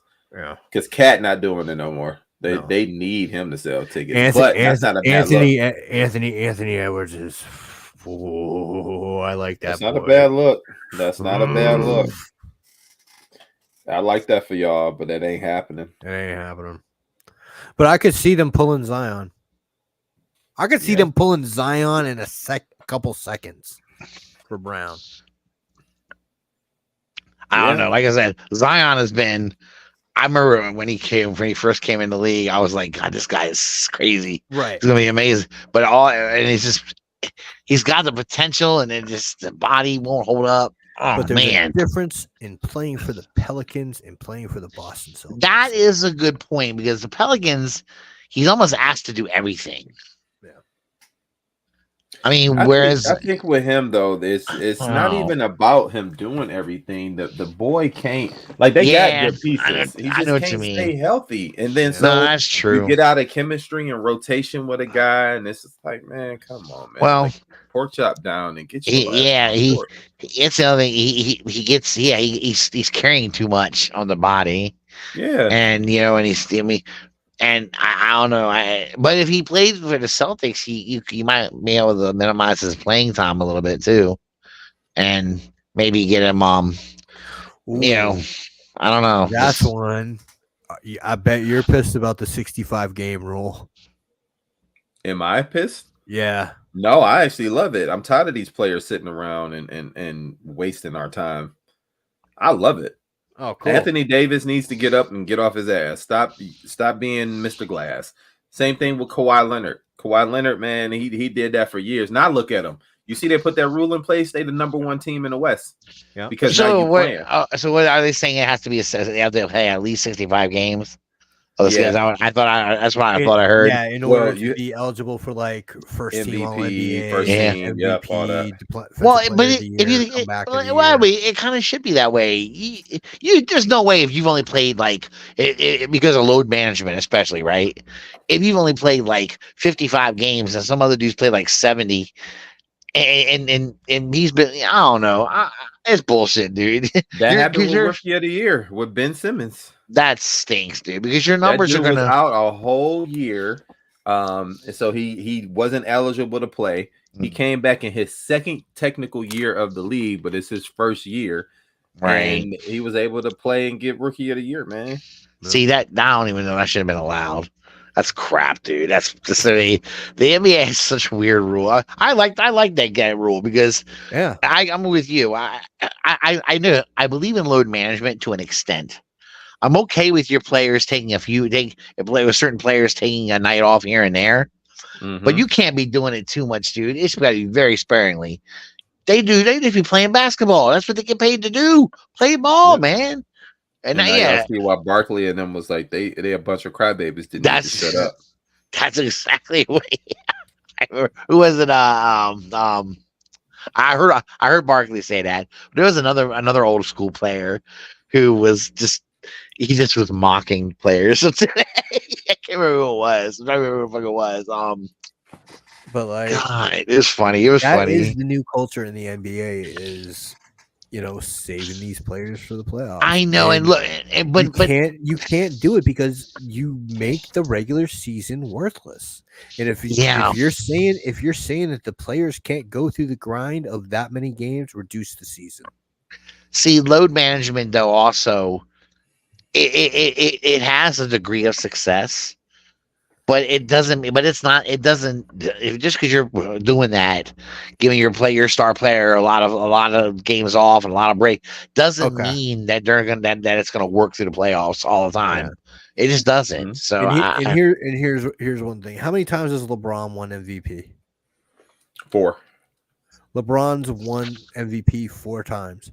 You know how many times he's played 82 games in a season? I don't know. Twice or 3 times, I think. Once. Okay, but is part of that because he gotten hurt or something, or is he? No, he did have actual injuries. Though. Yeah, so, he's had injuries. He's had seasons where he's been hurt. Recently. No, so like he's been dealing with a groin since Miami. Yeah, he's dealing with a groin issue. He'll get pulled. He'll get pulls and things like that, or little minor sprains where it's minor stuff. Yeah, he's missing like 3 or 4 games here, or like 5 games there. Like LeBron doing load management is kind of weird because I think they did start doing it with him for in LA. At the Lakers when he got older. Yeah. But he never used to do that. LeBron used to criticize other players for doing it. And he would say, like, if I can go tonight, I'm gonna go. Like he would say that. He's a little different. I think he's like really injury based. Kawhi Leonard was flat out, I'm not playing. Right. Because I'm resting. That was specifically what it was about with Kawhi. And he hasn't hit 70 games since the Cavaliers. Oh, LeBron? Yeah. Well, LeBron is probably missed. Yeah, I'm not. And by the way, I'm not saying LeBron hasn't maybe taken some couple games off here and there, especially when he's getting older. What I'm saying is that this came in with a culture of that age of player. Yeah, well, I think kind of did. It's a newer Dwayne Wade, Carmelo. Yeah, but this is where the load management thing came in. I'm not gonna let you do that. I'm not gonna let you do that. Pop was doing that back when he had Tim Duncan. That's true. Pop did it. Tony Parker and Manu Ginobili. Pop is the one who started this. Yeah, he took advantage of it. And he would tell you, he said, "Yeah, I'm gonna rest my players because the rules allow me to." And the NBA would get pissed at him about it too sometimes. Yeah, and they couldn't do anything about it. That's why they made the rule change. Popovich started that, and it got worse with Kawhi Leonard. But but it's definitely spread out amongst a lot of these guys now doing it. And again, Nick, I'm telling you, I think I get why they do it. It has a measure of success. It does. They tend to be a little bit more rested for the playoffs and opposing. But my problem is, I think it fucks with conditioning too. Right. Is there a chance? Are you going to get through all them playoffs? You know? But what I'm saying is that this group of players is where it became popular. I think I can say that. Yeah. Nope. I disagree. 1,000% I disagree. Okay. Well, well, definitely more players now do it though than like even 10 years ago. I mean, so we gonna act like your Boston boys didn't have rest nights as the big three. I'm sure they did. I'm sure they definitely did. That's true. Doc set the blueprint. The league caught on. I can't put it on a few handful of players. Like, are you talking about the 2008 Celts? Yeah, your boys. Oh. I have no doubt that some of those, especially because Garnett was not like a young man. He wasn't a spring chicken no more.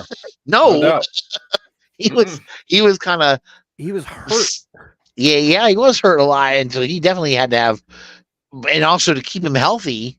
I think I'm sure they were resting him. I'm sure they were. I have no doubt about Garnett it. Garnett wasn't always hurt, is all I'm saying. It wasn't Garnett always being sit either. Ray took a couple games off here and there. I'm sure. Took a couple games off here and there. Yeah. Like, I'm just saying, like, I can't put it all on the draft class from 2003. Like, this. No. I'm not saying just that.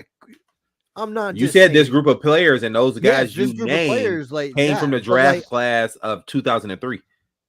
Yeah, and these are the players that brought this and made it popular.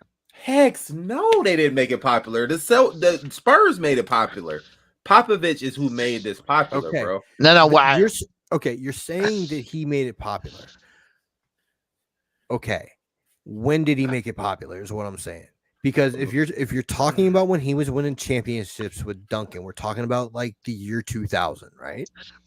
So 99, 2000, 2002. I know he won in 2005. Okay. No, not 2005. He won in 2004 after my Pistons. So 2004, 2005, yeah. Because we didn't go back to back. So that's what I'm saying. Dude, he may have started it, but with this group, I'm not even saying the players are doing it. I'm telling you that it's coming with this age of players. You talking about as they get older now? No, I'm talking about that they've treated these players like Ivan Drago. Oh, bullshit. I call bullshit. I'm not putting that on them. I'm not putting that on those players, dude. That's what I just said. I'm not putting it on the players. I'm saying that these franchises, what I'm saying, even the franchises, no one was doing this like the Spurs. Nobody. No. I know what you're saying, but okay, but you will admit that now more like load management is being used more over like the last 5 years or so, especially 4 to 5 years, exactly. Yeah, a lot more recently than it was. Retired for 3 of those, right? Right. Okay. Yeah, LeBron was back in Cleveland. You know, right? I mean, Chris Bosh was retired. Yeah. So what I'm saying is, it had nothing to do with those particular players or organizations they played for. The main people who were still doing load management was the Toronto Raptors, who had they did. Had Kawhi Leonard. That's true, they did. And James on every franchise he's been on since Miami. That's not true. Yes, man. It is, dude. Like, no, it's not true. He actually, we just told you he had injuries. He had groin and foot injuries. Yeah, he's been hurt. Kyrie Irving was out 6'2", like out injured. He can't stay. The Lakers is 67. I understand that, but he's old now. He okay, when he was young, the first time that he played an 82-game season was 2017-18 when he was the last year in the cap. Okay, no one plays 82 games anymore. Michael Jordan did play 82 games most of his career. Are you sure? Michael Jordan broke his freaking. I mean, he came back against Boston after being out. Right, but he didn't always play 82 games. What about the flu game? Like he got sick, dude, not too long after that. Scottie Pippen was the same way. Okay, so here we go. Michael Jordan played for 15 years. LeBron has been playing for 20 now. That don't matter. We're talking about the use. We're talking about the length of their career. Look at how many games Jordan played. Look at how many games Kobe was about the only one. This is what I'm trying. This is what I'm trying to tell you. Okay. In Michael Jordan's career, 1, 2, 3, 4, 5, 6, 7, 8, 9 years. He played 82 games. Yeah, Jordan didn't miss. Jordan didn't miss games, dude. Jordan didn't miss games. So what I'm saying is something had to happen where he was injured and he didn't play. That was my whole point. It wasn't, I know what you're saying. That was my whole point. So dude, if he was injured for if Mike can be injured and LeBron can be injured, we know Kobe was injured, but Kobe was just a killer. He was like, if I can walk, I'm gonna go out there and play. Yeah. Those are like, that's all I'm saying. These guys had injuries. Load management was only a thing with the Celtics. I mean, with not the Celtics, with the Spurs primarily. That was their thing. It trickled down to other teams, and occasionally you would get on back-to-back nights. People was resting their players because the schedule would change. Remember when they were doing a lot of back-to-backs? Coaches were choosing to rest their players on back-to-backs because after back-to-backs, teams would be exhausted. And you would see the exhaustion, so they would start to try to rest some of their stars a lot, and that's when you'd see the bench play a lot more. And the analytics showed that on back-to-backs, because of your tiredness, you have a higher percentage of getting injured. That's why Pop kept his players out. I didn't agree with it, but I'm telling you, Pop started this shit, and a few other teams latched on to it, but it wasn't a league-wide thing until like 5 years ago. Now they had the dang on. Now it's definitely blown up, and I think the league is trying to get out in front of it to say, hold on, you got to limit that how much you're doing this, And I think because it got bad when like a kid couldn't come to the game and see, like I only see you once a year because you come into my side of the town. Right, East Coast team or West Coast team, and I can't see LeBron play because of a rest night off a back-to-back, or I can't see Joel Embiid play, which I know he has injury issues, so I'm not necessarily knocking a guy like that because he had injuries most of his career. He just started getting healthy over the past 4 or 5 years. But like, dang, dude, like, come on, man, you about to win an MVP? I want to see you play. Yeah, I see what you're saying. That's the last 5 years mostly. I don't think I can't give it to that era of players. Is all I'm saying. No, I know what you're saying. I would say even if it was going on over the course of all like the last 15, 20 years, it nowhere near numbers bear it out. Yeah, I mean, the numbers bear it out because LeBron plays in fewer games than any superstar I've ever seen and plays higher minutes. Okay. Well, so that tells me that he's not playing the games that he could be playing. Okay, possibly. He plays higher minutes. Then what do you think is taxing on his body? He has a higher chance of getting injured. That's true. That's true. He had real injuries. That's all I'm saying. Then he, like, how many years was he injured? Because like we've been told that he's this wonderful specimen that's never injured. The first time I remember hearing about him being injured was that last year in Cleveland. No, so he had a no, he didn't have an ACL issue. He's had groin issues consistently throughout his career. This has gotten progressively worse, so much so that the Lakers had him out a half a season. Like he was out almost a half a season with a groin issue. It's been. I just know about it. I knew an injury. I know about a foot injury that he has. And a foot injury. That comes back and bugs him still. And that's been since Miami. So that's even before Miami a little bit. That was a little bit on the first. But let me tell you, Nick, I wouldn't be surprised. Listen, if you're trying to say that LeBron's been doing load management, yes, it wouldn't shock me if he did take some games off. Because listen to me about this, LeBron, especially on those Cleveland teams. LeBron was the workhorse, dude. Hell, even in Miami, I felt like he was a workhorse. That dude, when you're the guy that has to, because the other stars on your team decide they're just gonna fucking take the night off. So you got, and they're out on the floor and they're still taking the night off. And you got to be the one that's solely taking your team in your fucking hands and will your way to winning a game. I mean, yeah, I can see where he probably is worn the fuck out. And he says, look, dude, I gotta take a night off sometime here, man. Rest. I've also seen where they flat out said that it was rest. So like when a player, especially when they lock up a playoff spot, right? Like there's no chance for nobody to come back. You see, they like, oh, we're just gonna sit them down for rest. Like I have seen that, but I can't pinpoint. I think it's unfair. And yes, I'm a LeBron fan, but to say that he's a perpetrator of load management his whole career, knowing the type of player that he is, I just can't say that. And I won't agree with that. That's just me. Yes, he might play differently than other superstars and this, that, and other. I get it. Well, he's had some real injuries, and that's all I'm saying. Look at his injuries. Like he's had some real injuries. If he could play, he was normally out there. Load management too is also, it depends on how people decipher it out. You know, it's done through the course of the entire season, or does it only start halfway through the season? You know, it's weird how some people just, you know, decide what is load management. Is taking a few nights off during the year, is that really load management? I don't know that it is or not. I mean, I know there's 82 games in the NBA season. I get why he's only been injured 3 times in his career. Yeah, but where he's missed 10 consecutive games. Mm-hmm. That's it. And like I said, I wouldn't doubt it if he's taken some time off. I just don't know if you call it load management. Maybe I don't know. Maybe it is for him. But like I said, it depends on how you think of load management. Not just him.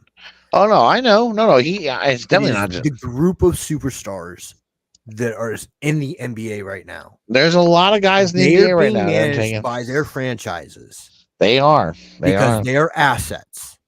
They are, and these franchises want to get the most squeeze out of these assets that they can. This is true. That's why these franchises control most of their players' diets. Well, yeah, okay, yes, no, but I would argue that when Kawhi Leonard went to the Raptors, he controlled his load management, not the Raptors. Kawhi Leonard said, "I'm taking the night off," and the coach told the coach. But they traded for Kawhi Leonard to win a championship. Exactly, and Kawhi said, "And how many years? It's my way. We're gonna 1 year. We're gonna win a championship, and we're gonna do it my way. And we're gonna do this, and then I'm gonna bolt." Right. All I'm saying is that, like, this wasn't something that we saw. No, I know. I don't. I'm sure, like a lot of the franchises are trying to definitely keep their guys. Like again, like you said, if you play less minutes or play out, it means less injury, less chance of injury. You also are the believers will be fresher for the playoffs. That kind of stuff. So I get it, and they want to squeeze all they can out of it. But I do applaud the NBA for putting in at least 65 games. I think that's cool to qualify for certain things. I think they should. I think it should be 70. But but Nick, 65. That's cool. I think 70 is good. I mean, I had 65, 70, whatever. It's a 5-game difference. I mean, I just think that it's but that's like 17 to 12. Yeah, I like load management to an extent. I think it's overdone to me. That's all. I agree with you what you were saying. I feel bad for those little kids sometimes that when they get a chance to come to an NBA game, and NBA games are expensive too, just like all of it's expensive, and you know. And that's the thing. You look and see how many times they played in Orlando, how many times, right? They played in Minnesota, right. Where a kid wants to come see that, it's a chance to see somebody play. You know, if you're a big Kawhi Leonard fan, wow, Kawhi's coming to town, you know, and you want to be able to see that, but tonight he's taking the night off, you know. So you might see him on the bench. Maybe he'll be on the bench. He might not even be there. You know, I want to go back real quick. So Nick said that LeBron James hadn't had games off during his career, and you said it was only 3 times where he missed 10 games or more, right? Right, for injury. It was for injury. It was actually 4 seasons. Where he missed 10 games or more. In 2014 and 15, he had lower back and knee strains. He missed 10 games. I said consecutively. So like a major injury of 10 games consecutively. I'm giving you the consecutives. Okay. So 2014, 2015, he was out, missed 10 games. 2018, 2017, he had a groin injury. I told you guys about that. 17 games. I remember him being out most of the time with the Lakers there. He was on the bench. 2020 to 21, he high ankle sprain. He missed 26 games. 21, 22, various injuries. Missed 26 total games of the year, but I remember him having a stretch where he was out 11 games. So I'm telling you, this dude has had some injuries. He missed 3 games, 2 games here, and then torn right tendon in his foot is last year. That's had some issues. Yeah, no, definitely. He's not a load management guy. He's if he's out, it's for a legit injury, because LeBron has also said. And yes, it's been time where people would be like, oh, well, owners or whatever. It's like, no, we need to keep this player out. Just rest him on whatever. But if LeBron James can go, he's going to go, because he always wants to put on a show, especially for them little kids, because he talks about it. That's why when Russ was like, LeBron used to dog people. He did. I remember management. That was his whole take, because he would save up his couple of dollars and go to Cleveland and go watch certain basketball players. When Mike would come to town, you save up money to go see him, and this and another. They grew up poor, man. So like that's his thing. So I that's why I'm so added a bit about LeBron. Yes, he's my favorite player. He got enough of his own BS that he has to deal with. That's true. To put extra on him. Well, I would say, yeah. I mean, he's chasing. I don't even know if he's chasing Jordan, but to the fans, he's chasing Jordan. I don't even know that he really is, but. He's chasing something that he'll never accomplish in the eyes of a lot of fans. But if he was like if he was really doing full on load management throughout his whole career, they would kill him for that. Yep. So, that'd be another chink in his armor. But the thing though is that he's he's been praised for his durability. Yes, and then you go and you look at how many games he played this season, and I think you're misunderstanding the durability. It's the longevity. It's because he's played for a long period of time. Well, and the only reason why you can play for that long is because normally you're doing the right things to take care of your body. Nobody is perfect. Nobody is a cyborg. Yeah. So like you're going to fall victim to injuries. But nobody's played as long as he has at a high level as he has. So they praise him for his longevity for that. And I think that's what it is. Yeah, he's been durable at times, but he's dealt with some injuries. I'll never say he hasn't. Obviously, I just read them off to you. But I mean, durability, does durability mean you never get hurt? Or does durability mean for as many minutes you play or how much you play, you don't get hurt as much as some other guys do? I mean, I don't know. I'm not sure what, I would agree with you. Durability, maybe saying LeBron's durable, it's a little bit of maybe a misconception. It's not, but maybe it isn't, because I think if you're a basketball player and you can make it to a stretch of your career without getting a serious injury, it's amazing. Because as much as they play, dude, it's crazy, man. And how many? If you play a lot of minutes, that's insane, man. I'm just not sure. I've always considered him a pretty durable player, even though I know he's had stretches where he's missed a lot of time, but for the most part, I mean, he's done all right. He holds his own. I mean, in 20 something seasons to only miss more than 10 games a season 4 times, that's pretty awesome. Well, yeah, I mean, and when did he? How far into his career was he when he got his first injury that cost him to miss like 10 games or more? It was a while, and actually, I can tell you because it's still up here. 2011, 2000. Nope, it was 2014, 2015. He missed. So he only played 62 games in 2011-12. Okay. Did he miss all of the games consistently, or was it like a stretch where he missed 5 games here? That's missing 20 games. Yeah, that's weird because 11-12 is not on this list that I'm looking at. And well, he only. Yeah. So what year did LeBron come into the league? 2003.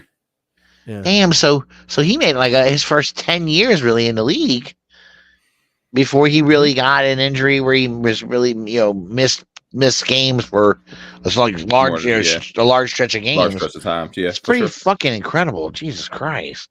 Yeah, for sure. I mean, I always give Jordan a lot of credit for how he managed to keep himself going for as long as he did, but like I didn't know LeBron did that. I thought LeBron got hurt early in his career or something. This game really on. Jordan hit the weights, man. The Pistons was beating up on him so much. It was like, I got to go get bigger. I got to be stronger. That's the only way I'm be able to take this punishment. Yeah, the Pistons were brutal on it. That was a tough game, man. But I don't know. But let me ask you, Nick, if the Celtics were to make trades for some guys that are really good star players, but they're veterans, would you be okay with the Celtics doing some load management? Because I will tell you, like I said earlier, there is numbers that show it works. What we're calling load management. Yeah.